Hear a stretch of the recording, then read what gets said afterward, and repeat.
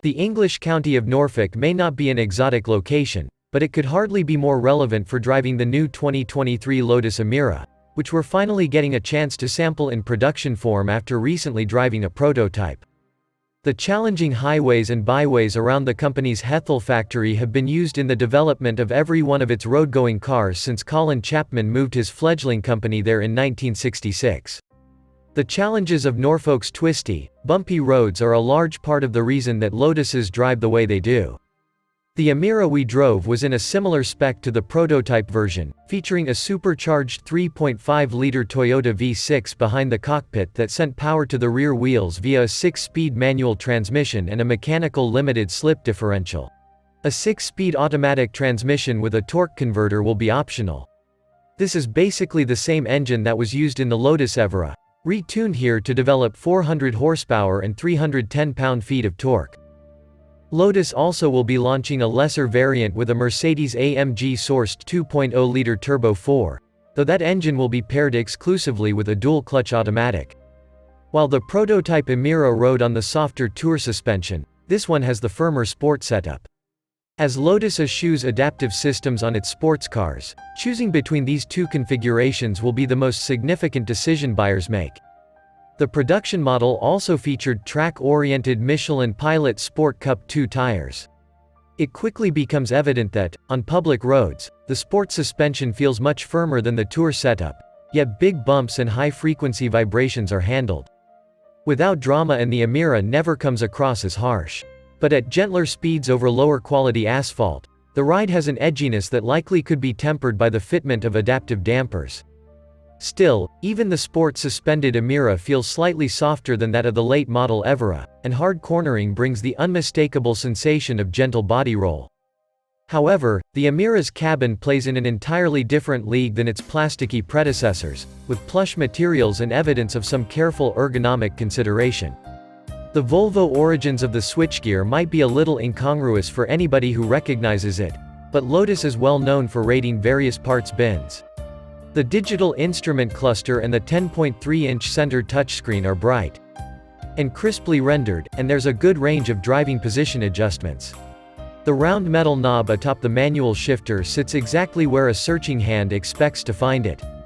The Emira also brings the novelty of having such luxuries as power-adjustable seats and adaptive cruise control in a Lotus.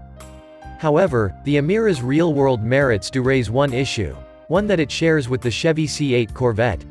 Anything you stow in its tiny 5 cubic foot storage area behind the engine will get cooked under harder use.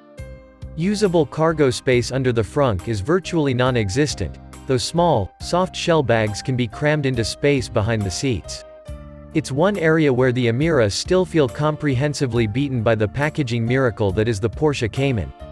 While the Emira's blown V6 is effective, it's somewhat lacking in character. But the supercharger does help provide linear responses and solid mid-range grunt, which means you can short-shift the 6-speed and not lose much speed. This engine doesn't feel hamstrung by its relatively low 6,750 rpm rev limiter. The Emira's shifter is nicely weighted, and you can see its linkages working through a mesh panel beneath it, though we did notice some stubbornness in its action when shifting from a high to a low gear and vice versa. Unsurprisingly for a Lotus, the Emira's steering is beyond reproach. Lotus has persisted with the use of hydraulic assistance for V6 models in the name of dynamic purity. 4-cylinder versions will employ electro-hydraulic assistance with an electric pump. This old-school setup allows for plenty of low-level feedback to reach the microfiber-wrapped steering wheel, the Emira's helm happily reporting surface textures and small camber changes that pure electric systems often filter out. Though not hyper-quick in its action, the steering's responses are linear and resistance builds progressively as lock is added. Over rougher surfaces you can sense a small amount of kickback through the wheel. But this feels like a price worth paying for such a tactile connection. While the softer-sprung Emira prototype was a compelling companion on the track, the production car's combination of firmer spring rates and massive grip made it almost feel overtired on the road. There's a huge amount of stick available, and although it would be hard to grow tired of the Emira's reassuring front-end bite, its chassis lacks some of the playfulness that comes from being able to adjust its attitude with the accelerator.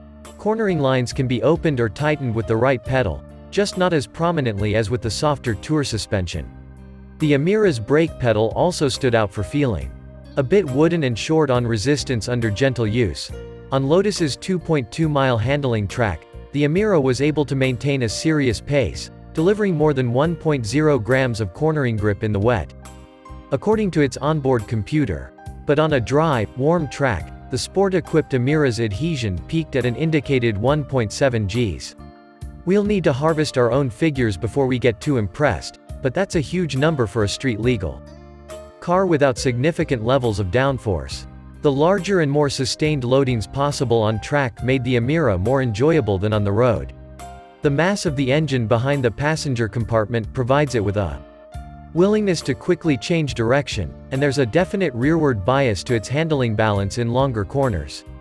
But the Cup 2 tires are always happier gripping than slipping, which likely makes the softer Tour setup the better choice on the road, and a bit more fun on the track, if not as quick overall. As Lotus's final combustion-powered model and almost certainly the last that won't feature a multitude of drive-by-wire systems, the Emira is the end of an era for the brand. It definitely still drives like a Lotus, but it's everything else about the Emira that has massively improved. For all the handling brilliance that we've come to associate with Lotus's cars, their limited usability and iffy quality never made it hard to find excuses not to buy one. The Emira makes that much more difficult to do.